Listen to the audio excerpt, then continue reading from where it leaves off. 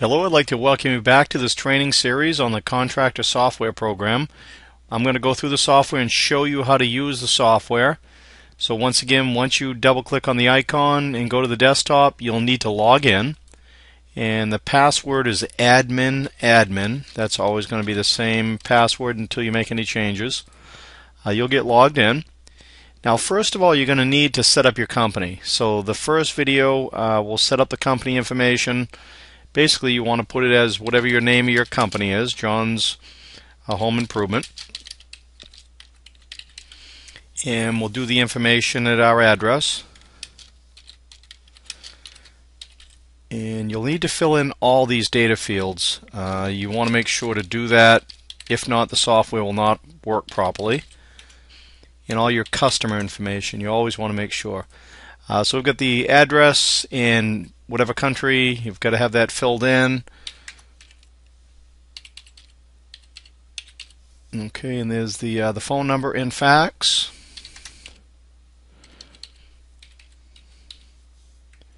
And your website address.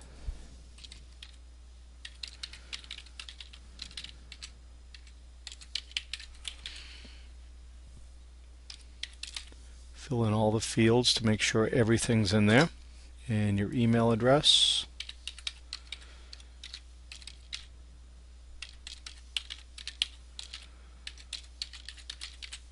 And this is a one-time setup. Once you put this in, you'll never have to do this again.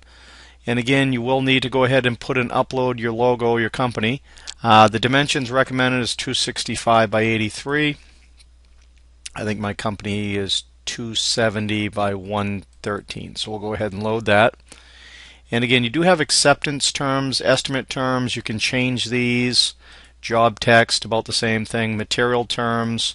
If you have any specialized information you want to have your attorney look at it. You know, if there's anything, acceptance of the proposal. So that's all in there. And once you hit save, that's the last time you have to set up your company. So that's all in there. Suppliers, we did put suppliers in. In this video, I'm going to go through and show you a couple of things. If you want to change a supplier or add a supplier, just put the name of the supplier, address, pretty self-explanatory, and save it. If you want to add a product, any product that you have, you can simply choose a supplier. You have a list of suppliers of clients that you work with. Maybe it's ABC Supply, or it's Bob's Supply House, Plumbing Supply, or one of those. You put those in as a supplier, and the category, product category, will be listed under that. You can have it for all your different products. So it's pretty self-explanatory. SKU number, if you have a SKU, you can keep track of all that. Description of the product, this is where you can put that all in. And unit cost, unit price, shipping, and what type of product, either square footage a case, each. Units of measurement. You can add more of these up here in the setup list, and you can go ahead and add a product. You can, and once again, you can combine anything you want. So it's really easy to use. Now again, if you want to set up any of your pick lists, is what you'll have for your categories, job text, estimate status, any of these things. You can edit any of these. So if you have a like units of measurement, if you have a square footage, or if you have per case, you can edit all these by these little edit pencils. These are the way you edit these. You can go through and make any changes and just hit the save button. If you want to add a new units of measurement, same thing, save it. And everything's editable through the edit pencil. That's like configuration of your products. If you have a product in there, you just click on the edit pencil, and that'll get you inside to make any changes. So it's really simple to use. You'll get a good hang of this as you get using it, and it's pretty straightforward. Now, some of the big things you might want to look at is some of your users. If you have people that are using the software, add new users, real simple. Whatever you put in for a contractor, like one of the guys you're working with, or a subcontractor, or someone that's using the software, or anyone in your office, your clients. Not your clients, but anybody in the office can go ahead and make changes and add them in as a user. That way there you've got the administrator rights. You're the one that's going to assign everything. If you want to have someone with limited access, you can put these guys in and use their password so you can see what's going on with these guys. Your customers, once you put a customer in, I'm going to go through and do that first. It'll be John. This is a company name, so it's not a company. It's going to be just a customer, John Smith, and his address is 233 Home Ave.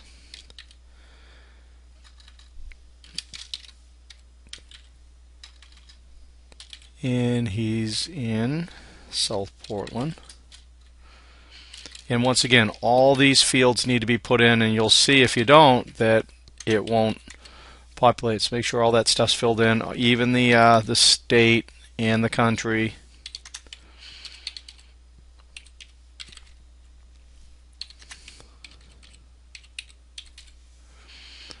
And you can put little spaces in between there. That'll clean it up nice.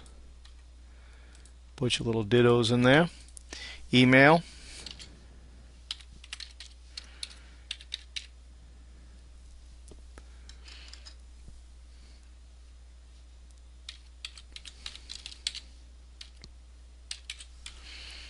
Okay, oh, that's not right. There we go. And anything like Google Maps, you can do a quick preview of Google Maps. What I'll do is I'll do this here, so it'll actually show a real street. What we want to do is save this before you get into that, and you can see he's put into the system. Now, if there's anything about your client, you want to look at his address, it'll load it right up with Google Maps. So it's nice. It gives you a nice preview of what's going on, and you can look around. You can go down to this traffic view and go to satellite, and you can zoom right in, get right in there and take a look around the property. What I like to do is see what the product looks like, around the neighborhood, and there might be some more homes that may need a roof or siding, windows, contract, and plumbing. You can at least take a look, see what's going on. It's really a great little built-in system. The estimates, if you have an estimate going on, to do an estimate is very simple. What you'll do is, and I'm just going to go back and start from the beginning on this. Now, when you're setting up an estimate for a client, you can do it. There's a couple different levels. You can do it by the customer himself, and just add an appointment to the calendar. So you can pick a time. Let's say you have a measurement, and you're going over to meet with him. And John Smith, he's set up for today at 2 o'clock. And it should only take a couple hours to do the, 1 hour to do the estimate, and that'll be also at AM. So he's all set there. We're all configured. If you have any appointment notes, needs quote fast. So that way there, at least you'll be able to meet with him and her for the estimate and hit save. So the fields, it'll give you a little warning if you don't have it. So you've got to choose the username and admin, and then once again it's going to go through it. It'll probably give me another error. So it's going to say the event name. So you're going to need to put in new appointment. So it's really a great little system. And when you hit save, it's going to say the location. So you're going to have to go back and just put in South Portland. So it works that great. It'll just help you go through your whole system. So now we'll look at the calendar, and we'll look for the day. Actually, we'll go for the week, and this will see that the appointment now is set up. And to access that appointment, you just have to go into the day, and you can look like the day view, and we'll click through the days. And you can see how all this stuff gets put in very easily. So even with a month view, week view, you can simply see that this stuff is very simple to use. And any of you guys that have used a software program similar to this, I'm in March, for God's sakes. We don't want to be in March, we're in February. Let's get back to our day view. In February, what's the 23rd? So you can see clicking through the days, we're in years now. And we're in the, let's see the time I had set up for this. Okay, we'll hit that and go back to the calendar, and everything should be right in there for the work days and the month view. Okay, and that's all in there, so you'll see the date and time. If you want to edit this or anything, you can, or add a new appointment, you can do that. But at least you can see the calendar and everything's in there. We'll close that. And now to do a contract for a client or potential customer, you'll go in and add an estimate, and you'll want to drop down and grab your customer. Copy the information over to the other side. This is the job address. You have to have both of those put in. It'll automatically give a customer estimate number, whatever the job is that you're working on, siding job or any type of things that you're doing. Go down and click on product and general contracting product, and let's go pick up something for an example. Whether we're doing quantity of a product could be 33, and one more time we'll do another 33, and that'll add everything up. Tab it over, and you'll see that the price up top will be changed. And let's go ahead and save. So now that the customer estimate has been completed, we can grab that and also print it. And what that'll do is give you a detailed and a standard report. So this is the contract for standard. It'll put everything in, all the information. It'll put the pages from the customer form, the initial setup for the client's information. It'll have all the terms and conditions on the back, your logo, everything will be inside. You can see that now that it's populated, you'll have the customer's name, your company name, and go through and click to the next page. And you'll have the terms and conditions, like I said, that the acceptance terms that the client will sign, and also it'll have any photos. We didn't put any photos in for the jobs, and also the terms and conditions on the back. Have your attorney look at that stuff if you're concerned about any of that stuff. Also, exporting.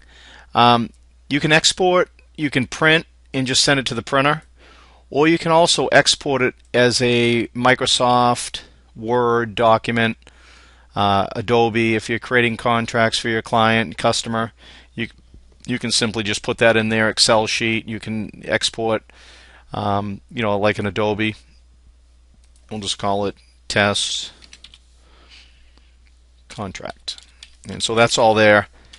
And that's what I like about the Adobe. Any of that stuff or any of the things that you have, everything's inside. It makes it so much easier to work with. So I'll just go to the export now, and I'll show you again where it is already exported here. So you can see with the test contract right here. I'm going to open it, and you'll see that it's been created. And the good thing about the Adobe, once you print it in the PDF, you can actually email this to your client, and they can't change it or anything. So it's really nice. I think it's a great little contract. All your terms and conditions are all in there. It's professional. It gives you a great look, great image, and that's how you do the contracts. Now, if you have anything with customers, users, pictures, pretty self-explanatory. Go through the software, try it out. A dashboard about the any estimates that you've done, or just did an estimate. It'll tell you what's created. As you do more, it's going to build pie charts, and it's just going to it's going to grow with your business. So, really a great little tool to work with. And anything that happened on February, if there's anything going on, you'll see measurements, any new appointments that might have come in. Here's one appointment that we did earlier, and it has the estimates and all the information there. So, it's going to work with you. It's a great little tool. You're going to have a lot of success with this, and I want to thank you for purchasing Contractor Software, and I wish you the best of success. Thank you.